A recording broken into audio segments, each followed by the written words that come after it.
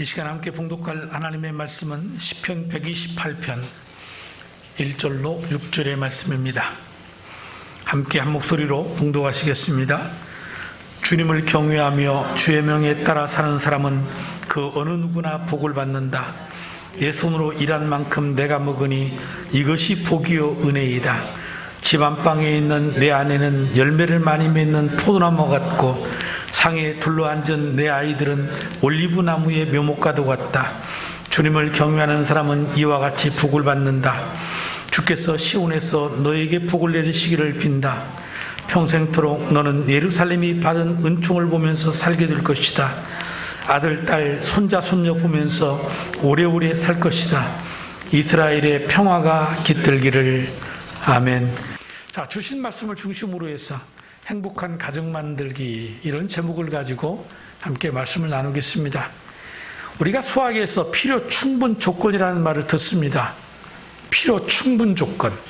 어떤 명제가 성립하기에 충분하고 필요한 조건을 말합니다. 그리고 어떤 일이 또한 성공하기 위해서도 이 필요 조건과 충분 조건이 있어야 합니다. 예를 들면 자동차를 운전한다고 생각해 보십시다. 최소한의 필요 조건이 무엇입니까? 자동차가 있어야 되고, 또한 운전자가 있어야 되고, 도로가 있어야 됩니다. 이것은 자동차 운전을 하기 위한 필요 조건입니다. 그런데 이것만 가지고 됩니까? 안 됩니다. 이 자동차를 운행할 수 있는 유류비, 운영비, 기타 법적인 모든 면에서 이제 하자가 없어야 되는 것입니다.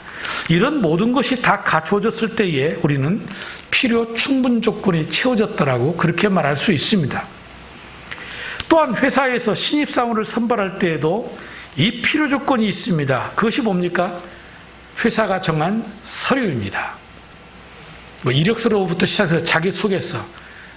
저는 회사에 들어갈 때 안 써봐서 그걸 모릅니다만, 목회자 같은 경우에는 나를 증명할 수 있는 내 신분, 내 가정을 증명할 수 있는 기타의 여러 가지의 서류들이 필요한 것입니다.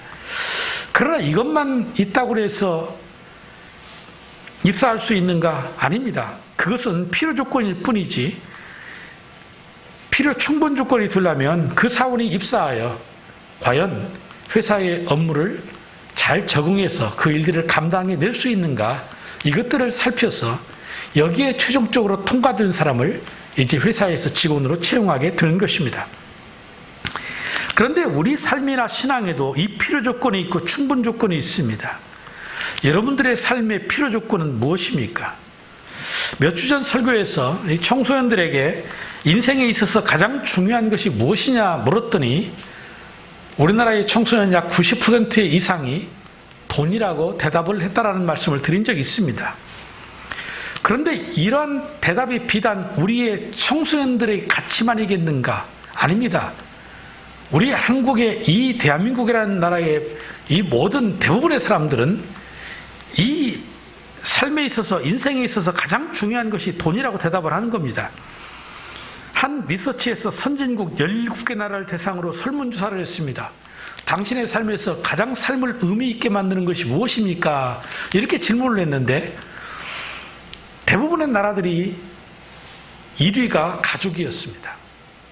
그리고 2위가 자기가 하는 일이었습니다. 그리고 세 번째가 친구 관계였습니다. 그런데 대한민국, 우리나라 국민들만이 1위가, 절대 다수의 1위가 돈이었습니다. 가족의 중요성, 친구의 중요성, 어떤 자신의 일에 대한 가치의 중요성, 이것은 순위에도 들지 못했다라는 것입니다. 특히 자기 삶의 원천으로 삼는 것이 무엇입니까? 라고 이렇게 물었더니 대한민국 사람들은 이 신앙이라고 대답한 사람들이 1%밖에 안 되었습니다. 아니, 대한민국의 땅에 크리스천들이 그렇게 많다라고 하는데 삶의 원천이, 삶의 근원이 하나님이 아니면, 신앙이 아니면 뭐란 얘기입니까? 그런데 가장 삶의 원천이 신앙이라고 대답했던 가장 많은 비율이 나온 나라가 미국인데 약 15%가 나왔다라는 그런 통계가 있습니다. 이러다 보니 한국 기독교인들은 그렇게 많다고 하는데 이 기독교인들이 삶의 원천이 하나님이 아니라면 뭐란 얘기인가? 신앙생활도 돈 때문에 하는 거 아닌가? 하나님 내 사업 잘 되게 해주시고 하나님 내 자녀 잘 되게 해주시고 자기가 원하는 모든 것들이 충족되어지기를 원하는 어쩌면 1차원적인 이러한 이 신앙의 수준이 결국은 오늘 우리의 모습은 아닌가 하는 그러한 느낌을 받아보는 것입니다. 가끔은 우리가 착각할 때가 있습니다. 이 본질적인 충분 조건과 비본질적인 필요 조건을 분별하지 못하는 겁니다. 그래서 우리가 신앙생활 하면서도 때로는 어려움을 당하고 시험에 들고 넘어지는 것입니다. 왜냐하면 본질은 무엇입니까? 내 삶의 근원, 원천이 하나님이기 때문에 하나님만 바라보는 겁니다. 내 삶의 주변에서 일어나는 것들은 다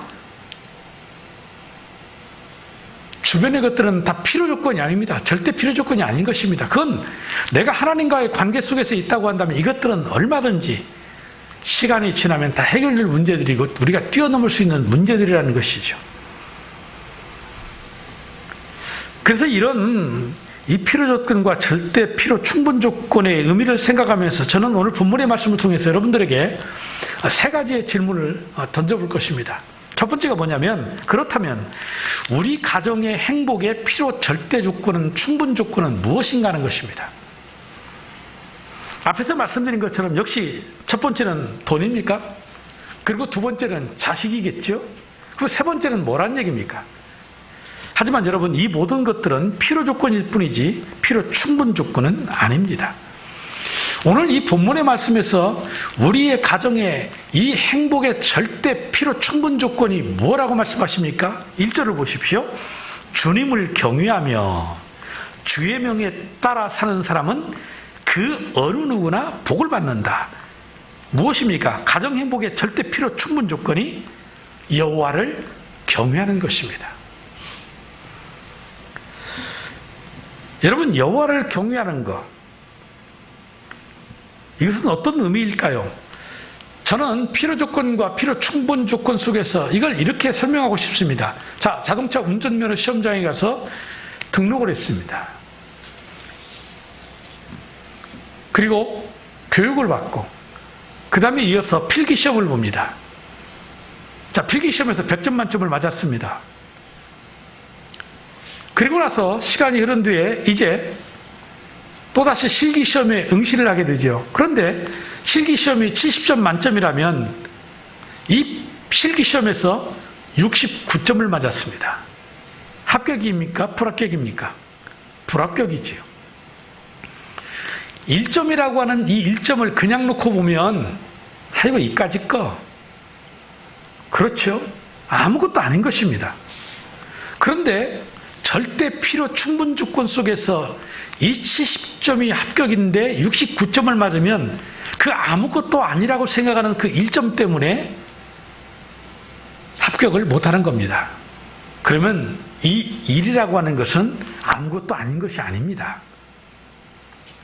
우리가 일상의 가정의 삶을 살아가면서 돈도 필요하고 자식들도 잘 돼야 되겠고 건강도 있어야 되겠고 여러 가지 행복의 조건들 69가지가 다 필요 조건이 채워졌다고 하더라도 결국은 여호와를 경외하는 이 일, 세상의 사람들에게는 아무런 가치가 없는 것이겠지만 그러나 믿는 우리에게 있어서 여호와를 경외하는 이 일이라고 하는 이 일이 채워줌으로 말미암아 우리의 가정이 행복한 가정이 완성될 수 있다는 것입니다.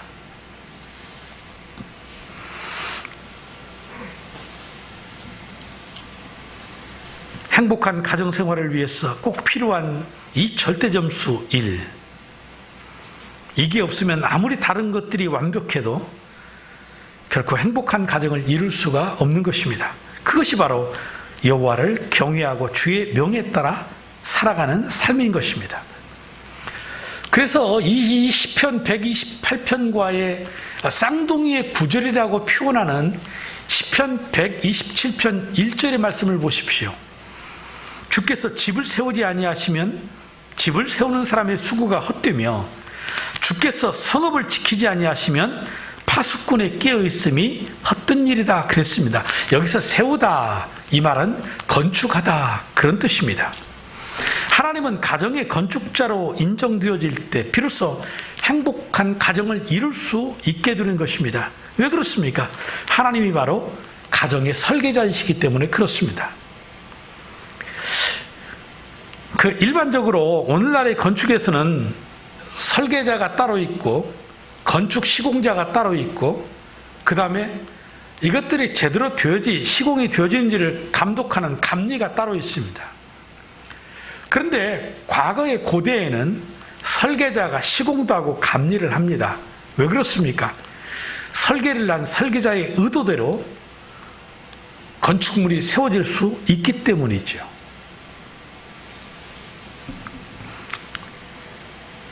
하나님께서 가정의 설계자이십니다. 그래서 한 남자와 한 여자를 지으신 이후에 그들로 부부가 되어서 가정을 이루게 하신 겁니다. 그러니까 가정의 설계자 하나님이십니다. 그런데 하나님이 설계만 하셨는가? 아닙니다. 설계하신 그대로 이 가정이 세워지기를 위해서 하나님은 그 가정을 만들어 가시는 것이죠. 그러기 위해서 이 한 가정에 하나님께서 건축가가 된다는 것은 무슨 의미냐면 하나님이 설계자고 하나님이 우리의 가정을 우리를 통하여 한 가정을 행복하게 만들어 가시기를 원하시는 그러한 일을 하신다면 부부가 하나님의 뜻을 찾기 위해서 기도하고 함께 기도하고 부부가 하나님의 뜻을 찾기 위해서 하나님의 말씀을 읽고 그리고 그 말씀대로 순종할 때 우리의 가정은 이 행복한 가정이 될 수가 있는 것이지요. 집을 세우는 자가 수고하고 파수꾼이 열심히 성을 지킨다고 성이 지켜지는 것이냐? 아닙니다. 앞에서 말씀드린 것처럼 69가지의 목록이 다 될 수는 있어도 나머지 절대 점수 여호와께서 함께하지 아니하면 결단코 행복한 가정을 이룰 수가 없다라는 말입니다. 사랑하는 성도 여러분들, 지금 여러분들의 가정은 누구의 설계도에 의해서 지금 가정이 세워지고 있습니까? 저는 우리의 성도들의 가정이 여호와 하나님을 경외함으로 말미암아 이 가정을 설계하고 행복한 가정을 만들어가기를 원하시기 위하여 우리를 도우시고 인도하시는 그 하나님이 여러분들의 가정의 참 주인 되시기를 주님의 이름으로 축복합니다.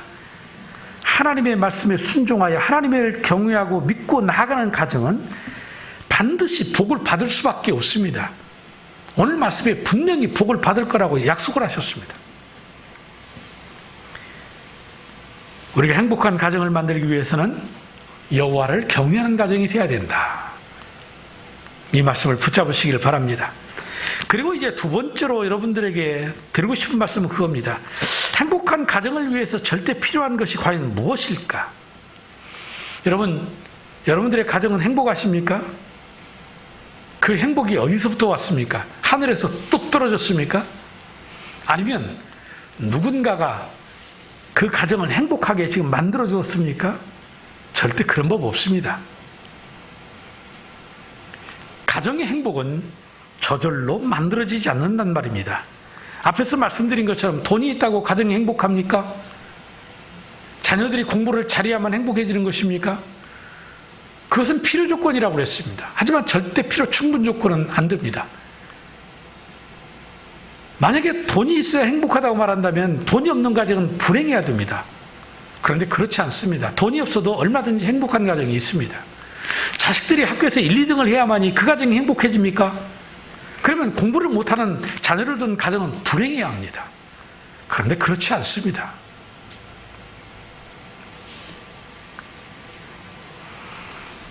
행복한 가정의 필요 충분 조건은 가족 구성원이 함께 노력해서 만들어가는 것입니다. 그래서 오늘 2절의 말씀을 보면 내 손으로 일한 만큼 내가 먹으니 이것이 복이요 은혜이다 그랬는데, 이 말씀은 물론 노동의 대가를 먹게 될 것이라는 1차적인 뜻도 있지만은 여호와를 경외하고 이 사랑의 수고를 행할 때에 우리가 하나님으로부터 받아 누릴 수 있는 것이라는 것을 지금 말하고 있는 것입니다. 다시 말해서 가정의 행복은 저절로 되지 않습니다. 가족들 간의 행복한 가정을 만들기 위해서 서로 노력하고 수고를 해야만 되는 것입니다. 그렇다고 한다면 행복한 가정을 만들기 위해서 가정의 구성원들이 어떤 노력을 해야 할까요? 먼저는 부부간에 서로 사랑해야 합니다. 창세기 2장 23절로 24절에 그때 그 남자가 말하였다. 이제야 나타났구나. 이 사람 뼈도 나의 뼈, 살도 나의 살. 남자에게서 나왔으니 여자라고 부를 것이다. 그러므로 남자는 아버지와 어머니를 떠나 아내와 결합하여 한 몸을 이루는 것이다. 이 아담과 하와가 둘이 연합하기 이전에 먼저 사랑의 고백을 했는데, 이 아담의 고백을 들어보십시오. 뭐라고 그랬습니까? 오늘날로 표현하면 이런 얘기입니다. 아니 어디 있다 이제 나타났어. 그런 남자 만나기를 축복합니다. 어디 있다가 이제 나타났어. 뼈도 나의 뼈, 살도 나의 살. 어법상의 최고의 사랑의 표현이지요. 여기서 하라면 못하겠지만 집에 가면 우리 남편들, 아내들에게 한번 해보십시오. 어디 있다 나타났어. 뼈도 나의 뼈, 살도 나의 살. 내가 한 말이 아니고 이거 아담이 한 말입니다. 여러분들이 결혼할 때 내가 이 남자와 결혼하면 내 과거의 상처가 다 치유되겠지. 내가 이 남자와 결혼하면 이렇게 행복해지겠지. 만약에 이런 생각을 가지고 결혼했다면 아마 얼마 가지 못해서 실망할 겁니다. 결국 그러니까 문제가 발생하는 거지요. 그리고는 그 책임을 서로에게 떠넘기는 거지요. 저 뱀이 나를 꿰서 내가 먹었어요. 뼈도 나의 뼈, 살도 나의 살이라고 고백을 했는데 저 여자가 나에게 먹으라고 주어서 내가 먹었다라는 거지요. 부부의 관계가 파경에 이르고 가정이 파괴되는 겁니다. 그러니 그 이후에 가장 끔찍한 가정의 폭력의 비극의 사건이 가인과 아벨을 통해서 일어나는 거 아닙니까? 오늘날도 마찬가지입니다.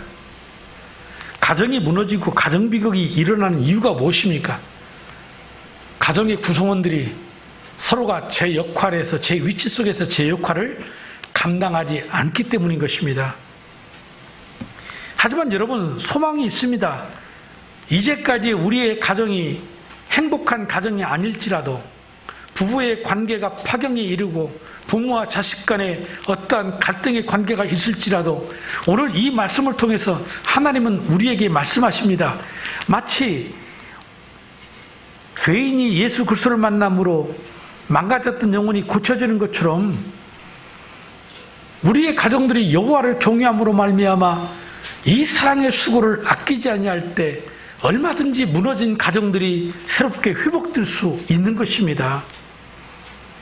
그래서 이 부모와 이 부부 사이에도 영적인 가정을 만들기 위해서 노력을 해야 되는 거고, 또한 부모와 자녀들, 그리고 자녀들은 자녀들의 위치 속에서의 자기의 역할을 잘 감당해 나가야만 되는 것입니다.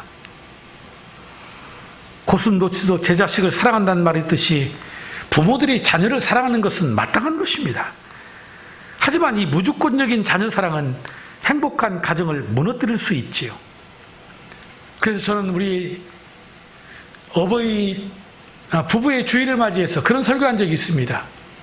절대 부부는 자녀 중심으로 삶을 살아서는 안 된다.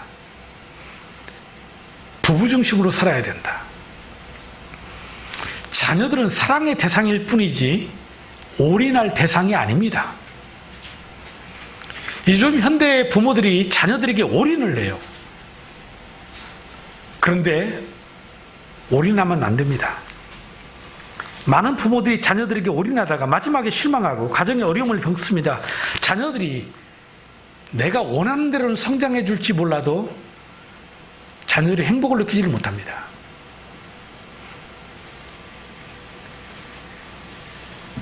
부모는 자녀들에게 절대적이죠. 하지만 자라면서 스스로의 자신의 정체성을 회복하고 부모에게서 떠나 독립해야 되는 겁니다. 그게 성경적이지 않습니까? 철저하게 분리해서 독립해서 스스로 살아갈 수 있는 그런 삶을 살도록 만들어줘야 하는 것입니다. 자녀들 역시 마찬가지입니다. 행복한 가정 만들기 위해서 노력해야 합니다. 어쩌면 부모님에게 사랑받는 것 당연한 것인지 모르겠지만 그 사랑은 결코 싸구려가 아닙니다. 부모님의 사랑은 무조건적인 희생적인 사랑입니다. 그렇기 때문에 그저 자기 자신만을 위해서라고 말하면 안 됩니다. 자녀들도 행복한 가정을 만들기 위해서 노력해야 합니다. 어느 글을 읽으면서 제가 씁쓸한 마음을 가졌습니다. 이런 얘기입니다. 내용은 요즘에 우리의 자녀들이 부모님의 밑에서 성장하다가 이제 분리가 되어서 결혼을 하면 요즘에 젊은이들이 자기의 노력을 함으로 인해서 집을 장만할 수가 없어요. 왜 이 사회가 이렇게 됐는지는 모르겠어요. 우리 그리스도인들만큼이라도 집값 오르는 것을 결코 좋아하면 안 됩니다. 집값이 오른 만큼 우리의 자녀들의 세대들은요, 꿈을 잃어버립니다. 아무리 노력해도 할 수가 없다라는 겁니다. 결혼해서 10년, 20년 가도 집을 장만할 수 없다는 겁니다. 애들을 키울 수가 없다는 겁니다. 그러니까 결혼을 안 하려고 하는 거고 이제 자녀들도 낳으려고 하지를 않아요. 집 한 채 있는 거 그거 국 끓여 먹습니까? 그거 밥 말아 먹습니까? 가족이 행복하게 살아갈 수 있는 공간일 뿐인 겁니다. 집이 필요 없다는 얘기는 아니에요. 그런데 비정상적인 이러한 현상 속에서 잃어버리는 게 있어요. 우리 자녀들이 꿈을 잃어버리고 있다. 이건 더 설명할 거 없잖아요. 지금 문제들이잖아요. 그러다 보니까 부모의 일정한 도움이 없이는 우리의 자녀들이 새 출발을 할 수가 없는 겁니다. 충분히 공감하고 이해할 수 있습니다. 그런데 그 다음 말이 마음을 씁쓸하게 했어요. 뭐라고 그랬냐면 이렇게 되어 있어요. 부모가 자녀들이 분리해서 독립해서 결혼해서 살 때 일정한 부분 자녀들의 주택을 구입하는데 도와주는 것은 당연한 거고 이제는 매월 일정한 생활비도 지급해 줘야 된다. 이렇게 말하고 있어요. 이런 사회가 될 줄 알았으면 애를 셋 낳지 말고 둘만 낳을걸. 이렇게 생각하면 우리 진영이는 그럼 태어나지 말았어야 되고 둘도 많다. 하나만 낳아서 잘 기를 걸. 그러면 찬영이는 또 태어나지 말았어야 되고 결국에는 자식을 낳을 이유가 없는 겁니다. 불행한 사회입니다. 성경적이지 않습니다.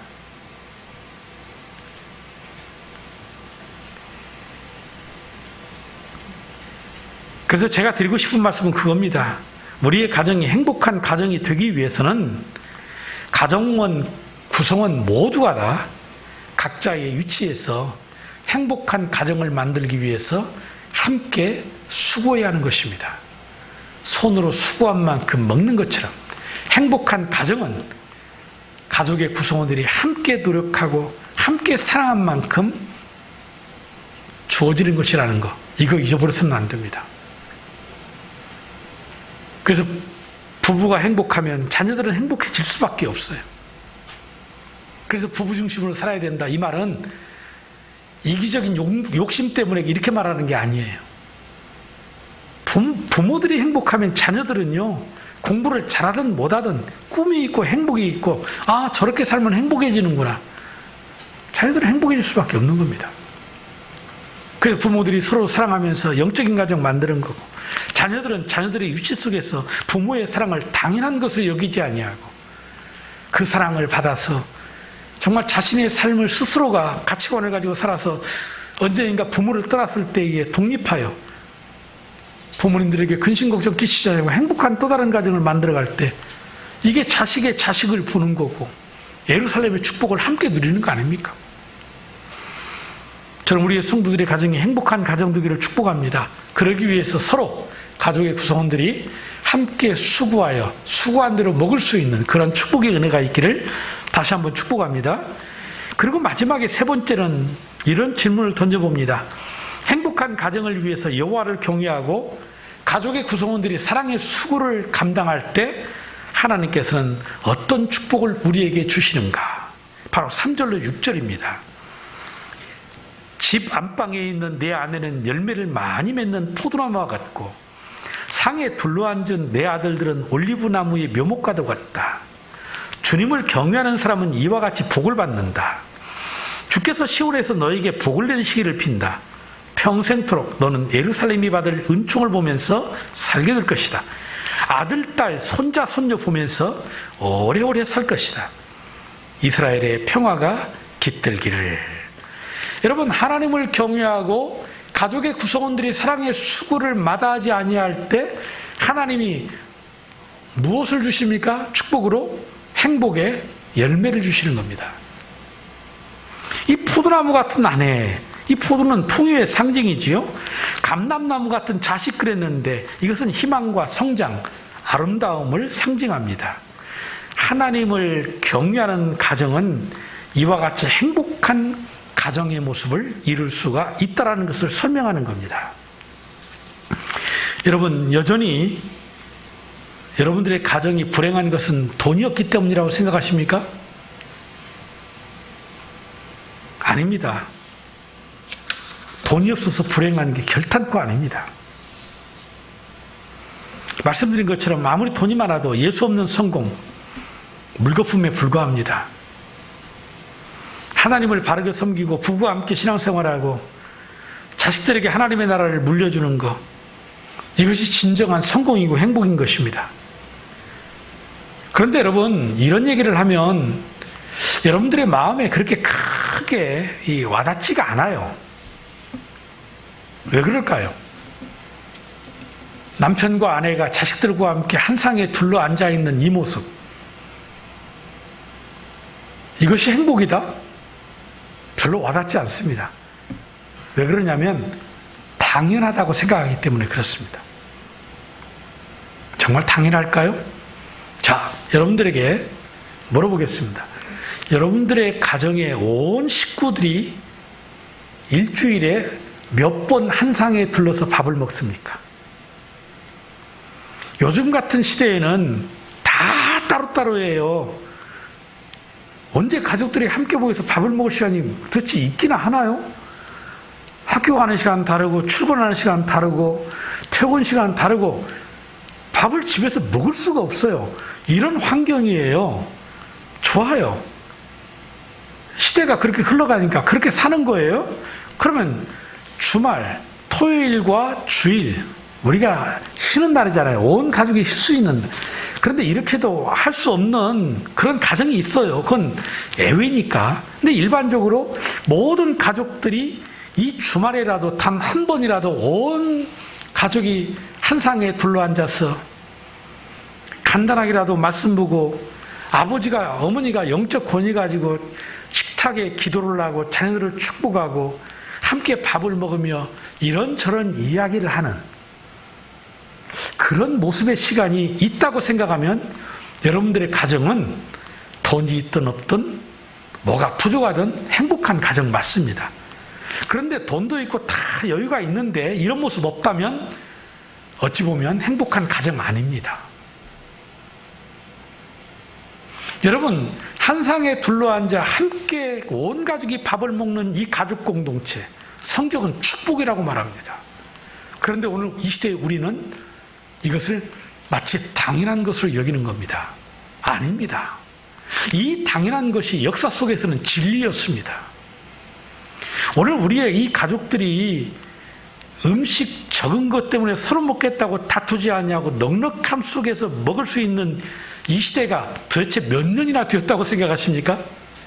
수백 년 된 것 같습니까? 제가 올해 60이니까 만으로 따지면 58밖에 안 되었습니다.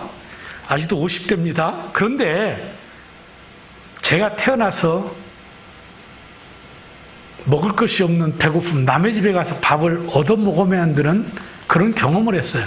그러니까 제 인생의 삶에서는요, 아무리 길어봤자 60년 전에도요, 아무리 빨라도 60년 전에 우리 먹을 게 없었어요. 먹을 게 없었어요. 지금 우리가 누리고 있는 이 행복이라는 거 당연한 거 아니었다는 얘기입니다. 지금도 세계 절대의 빈곤 인구들이 오늘 또 먹지 못해서 영양실조로 죽어가고 있습니다. 오늘의 이 시대입니다. 성경에 기록되어진 이 시대도 역시 마찬가지입니다. 더 나아가서 이 당연한 것이 진리임에도 불구하고 이것을 아무것도 아닌 것처럼 일상적으로 생각하면서도 정작 내가 손으로 수고한 것 그 이상의 것을 요구하고 있다는 것에 문제점이 있습니다. 일상의 삶에 주어지는 이 하나님의 행복의 열매를 소중하게 생각하지 아니하고 그것도 누리지 못하면서 내가 손으로 수고한 것 그 이상의 것을 요구하는 겁니다.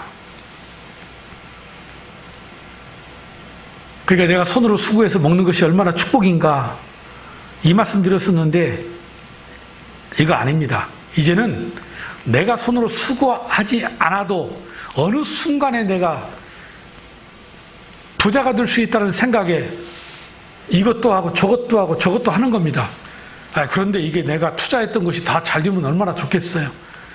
우리가 요즘 많이 들었던 영끌, 이 젊은이들조차도 꿈이 없고 희망이 없으니까 이러다가 내가 세상에서 뒤처지는 거 아닌가 이런 불안감 심리니까 다 끌어모아서 근데 이것이 이제 다 떨어지기 시작합니다. 이거 누가 책임져야 합니까?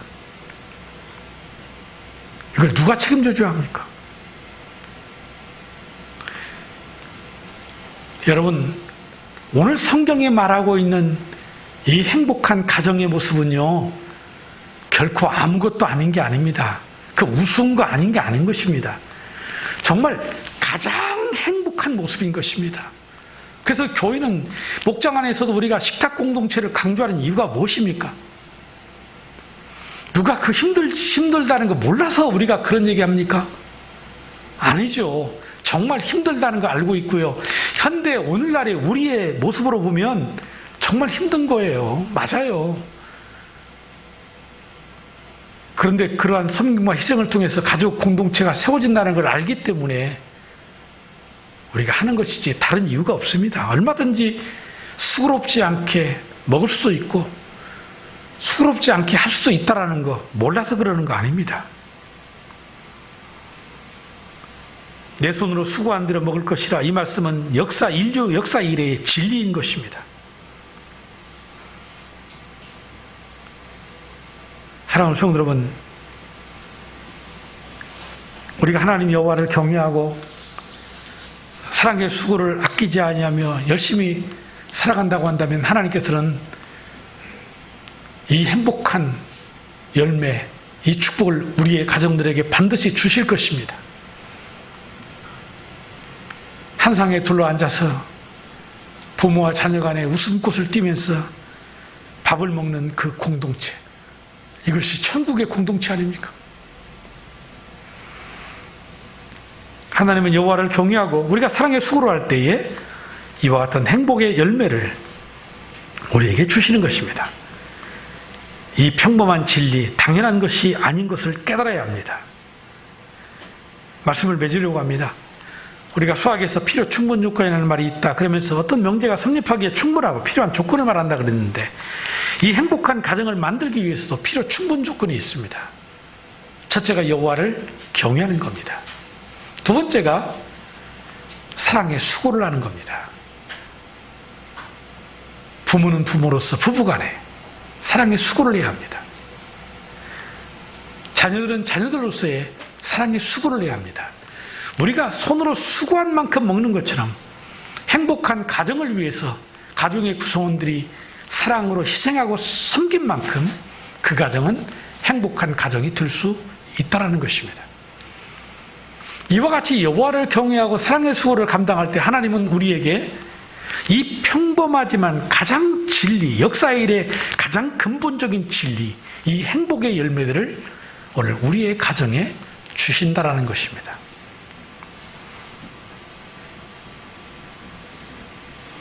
안방에 있는 내 안에는 열매를 많이 맺는 포도나무 같고, 상에 둘러앉은 내 아이들은 올리브나무의 묘목과도 같고, 주께서 시온에서 복을 내리시며 평생토록 예루살렘이 받을 은총을 보면서 살게 될 것이며, 아들, 딸, 손자, 손녀 보면서 오래오래 사는 행복한 열매를 주신다. 저는 이번 설명절을 맞이해서 고향길 오가고 여러분들이 가족모임 할 때 정말 이 말씀의 의미를 깊이 있게 다시 한번 생각해 보았으면 좋겠습니다. 그래서 우리의 가정들이 무엇보다도 하나님 여호와를 가장 잘 섬기는 복된 가정 되어야 되겠다. 이 소원 가지시고 믿지 않는 가족들에게는 복음을 전하고, 두 번째로는 행복한 가정을 만들기 위해서 사랑의 헌신의 수고와 노력이 필요하구나. 이거 깨닫고 부모는 부모로서 자녀는 자녀의 유치 속에서 함께 서로 사랑하고 사랑의 수고를 함으로 말미암아 하나님이 오늘 우리에게 주셨던 이 말씀의 축복이 오늘 우리의 성도들의 가정에 충만하게 임하시기를 주님의 이름으로 축복합니다.